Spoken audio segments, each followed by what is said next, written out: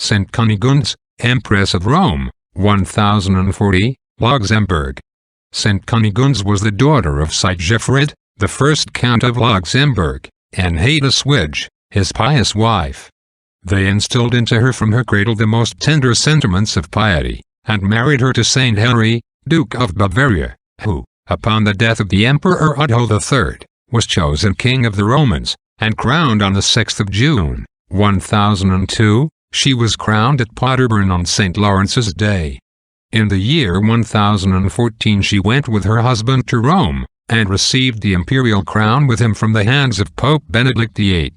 She had, by Saint Henry's consent, before her marriage made a vow of virginity. Calumniators afterwards made vile accusations against her, and the Holy Empress, to remove the scandal of such a slander, trusting in God to prove her innocence, walked over red-hot plowshares without being hurt. The emperor condemned his too scrupulous fears and credulity, and from that time they lived in the strictest union of hearts, conspiring to promote in everything God's honor and the advancement of piety.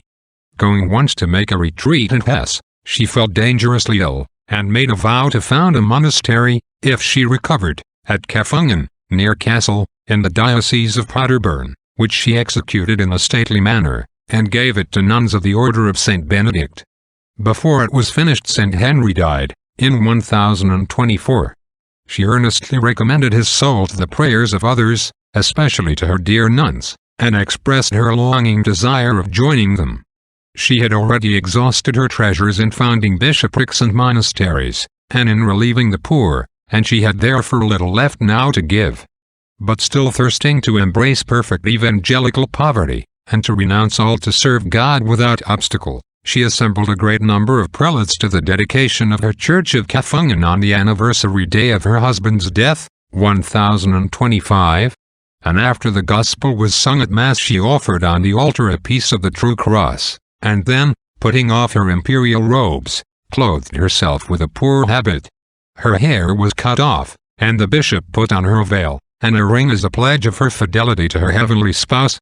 After she was consecrated to God in religion, she seemed entirely to forget that she had been empress, and behaved as the last in the house, being persuaded that she was so before God. She prayed and read much, worked with her hands, and took a singular pleasure in visiting and comforting the sick. Thus she passed the last 15 years of her life. Her mortifications at length reduced her to a very weak condition, and brought on her last sickness. Perceiving that they were preparing a cloth fringed with gold to cover her corpse after her death, she changed color and ordered it to be taken away. Nor could she be at rest till she was promised she should be buried as a poor religious in her habit. She died on the 3rd of March, 1040. Her body was carried to Bamberg and buried near that of her husband. She was solemnly canonized by Innocent III in 1200. Reflection. Detachment of the mind, at least, is needful to those who cannot venture on an effectual renunciation. So likewise every one of you, saith Jesus Christ, that doth not renounce all that he possesseth, cannot be my disciple. Amen.